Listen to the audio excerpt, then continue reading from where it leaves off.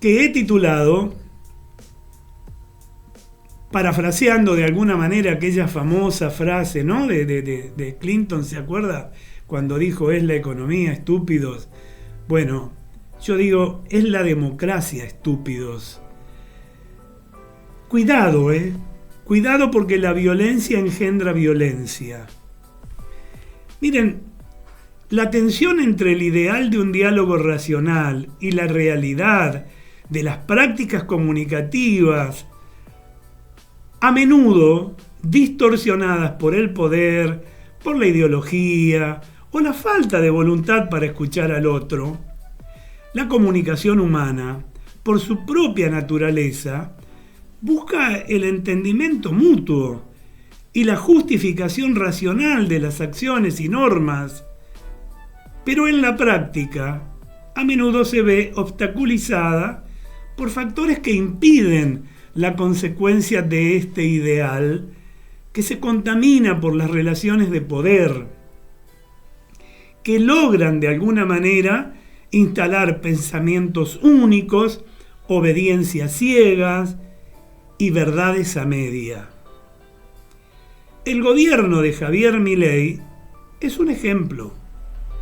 Se van a enojar los libertarios, lo siento, pero en este programa, como no tenemos compromisos de ninguna manera con nadie, excepto con nuestra propia audiencia, exaltamos todo lo bueno, pero también criticamos lo malo, como una manera de hacer un aporte. No hay segundas intenciones en las cosas que decimos jamás. Miren, los libertarios sostienen que no estamos en una democracia, sino en una guerra. ¡Un horror! No crean que estamos en una democracia noruega. Estamos en guerra, dicen. A nuestros enemigos tenemos que exterminarlos políticamente, ideológicamente, espiritualmente. Miren, esto es lo que dijo a puro grito Nicolás Márquez. ¿Quién es Nicolás Márquez? El biógrafo de Javier Milei, y lo dijo en La Derecha Fest en Córdoba hace nada de tiempo. Un interrogante preliminar, y podemos plantearnos: ¿es posible vivir en democracia en estos tiempos de la tecnomodernidad y especialmente en un país, el nuestro, dominado por la nueva concepción instalada por el gobierno de ultraderecha? Bueno, ciertamente que cuando hablamos de democracia nos referimos a un sistema que privilegia el libre albedrío, lógicamente desarrollado por un constructo de normas básicas que nos permita la convivencia pacífica y el respeto por los derechos de todos. Y siendo materialmente imposible gestionar a través de una democracia directa, la representación es el modo instrumental básico que puede alcanzar o frustrar el desideratum del sistema. Pero elegir periódicamente nuestro representante no satura las condiciones que debe cumplimentar un dispositivo democrático. Es necesario garantizar la posibilidad de libre expresión, intercambio de ideas, diálogo social e institucional y mecanismos de participación. Eso es la democracia. Y para ello el gobierno debe propiciar el debate fructífero y ser capaz de reconocer que mucho más allá de sus propias ideas, parte de la verdad también puede estar del otro lado, sin necesidad de denostarlo. Obviamente en estos tiempos de hipercomunicación, saber conocer la verdad en medio de tantas opiniones mediocres o intencionalmente embusteras, nos puede hacer perder en el camino hacia una verdad que sea socialmente aceptada. Miren, por su propia naturaleza, La democracia debería construirse en función del diálogo. Eso es además la política. Y sin embargo, desde el poder se hace todo lo posible para desalentarlo. No pueden existir verdades absolutas en el campo de las ciencias sociales, sí pensamientos dominantes, al contrario de las ciencias duras, donde se puede elaborar conclusiones más precisas, aunque tampoco perennes. Pero la mentira existe. Es la distorsión de los hechos. Presentarlos en forma engañosa para condicionar la opinión del interlocutor. Hoy, la mentira se presenta con nombre respetable. La posverdad, que es una banalización de la mentira. Quien tiene el poder suficiente se permite el lujo de mentir, además de dañar. ¿Cuántas veces lo vimos durante los 16 años kirchneristas? No podemos menos que recordar la sentencia orwelliana. En tiempos de engaño universal, decir la verdad se convierte en un acto revolucionario. Vaya si no, ¿eh? Significativamente, la tarea de descubrir la verdad, o parte de la misma, a veces resulta una tarea ímproba ante tanta hojarasca ofrecida por la hipercomunicación. Hoy estamos invadidos de información desde todos los lugares. Un pensador interesante de consultar, ¿no?, en esta temática, es uno de los filósofos más importantes del siglo XX. Jürgen Habermas. Algunos dicen Jürgen Habermas. Fue miembro, o es miembro, aún, post-mortem, de la segunda generación de la Escuela de Frankfurt. Y les cuento, su propuesta más ambiciosa es la teoría de la acción comunicativa. Un complejo proyecto que intenta explicar cómo se construye el entendimiento y el consenso en las sociedades modernas. Es decir, que toda construcción democrática comienza con la gestión del diálogo, para el cual hay que estar dispuesto espiritualmente de manera efectiva. La paradoja es que en sociedades complejas y dominadas por el conflicto y la desigualdad, es muy difícil el diálogo constructivo como núcleo de la vida social y del ejercicio democrático. Hemos abandonado el diálogo honesto y racional. Reconozcámoslo. Solo quedaron la materia, el ruido, la manipulación, el insulto y la obediencia ciega. Y aunque ayer en su discurso de cierre en la Fundación Faro, el presidente Milei prometió moderar sus discursos descalificativos, de eso les voy a contar en el segundo bloque. El mundo real está lleno de relaciones asimétricas, de estructuras de poder, de intereses económicos y políticos que distorsionan el diálogo. En otras palabras, la comunicación está contaminada por el poder. Enójense. Pero veamos la realidad. La paradoja revela la distancia entre el ideal democrático y las prácticas sociales reales. Bueno, yo creo que el planteo del filósofo alemán y su paradoja se presenta con toda crudeza en nuestro país. El diálogo es imposible si uno no quiere.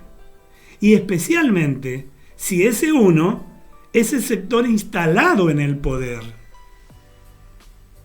Si algo hay que reconocerle a este gobierno, es la crudeza expresiva sin concesiones cuando comunica sus decisiones o sus posicionamientos políticos.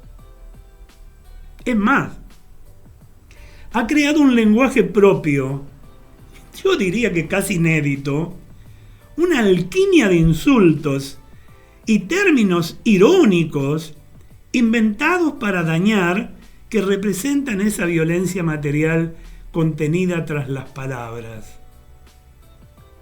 Pero eso no significa necesariamente que hacen honor a una de las máximas preferidas por Javier Milei, cuando dice: prefiero decir una verdad incómoda antes que una mentira confortable.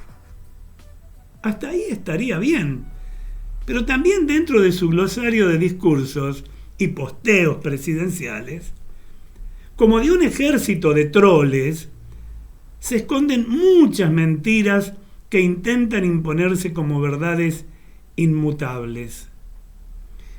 El festejo ultra realizado por los libertarios en Córdoba, la derecha Fest, estuvo plagado de ataques, de descalificaciones, de insultos, pero también de reconocimientos de sus crudas apreciaciones acerca del alcance del sistema democrático en la Argentina de Javier Milei.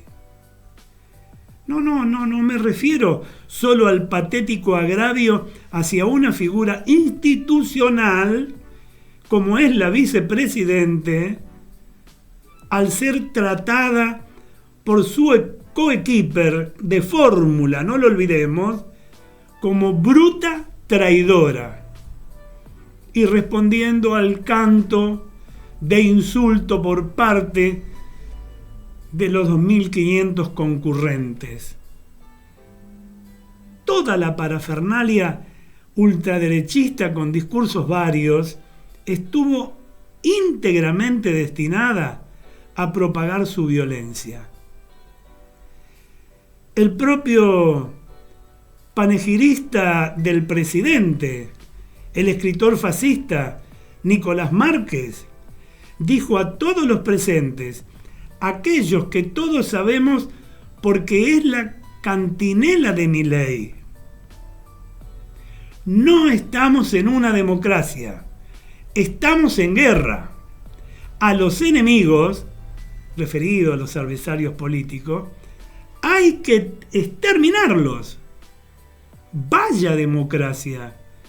Semejante declaración, reiterada desde el poder hace tiempo, nos muestra el contexto en que se desenvuelve el sistema democrático en la Argentina. Eso no nos conduce a ningún lugar, por lo menos beneficioso.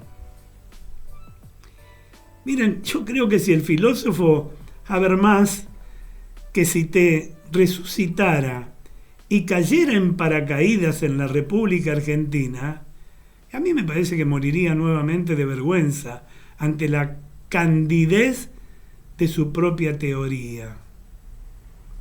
No solo se ha matado el diálogo, reemplazado por el toma y daca, sino que se ha declarado la guerra a los que piensan distinto.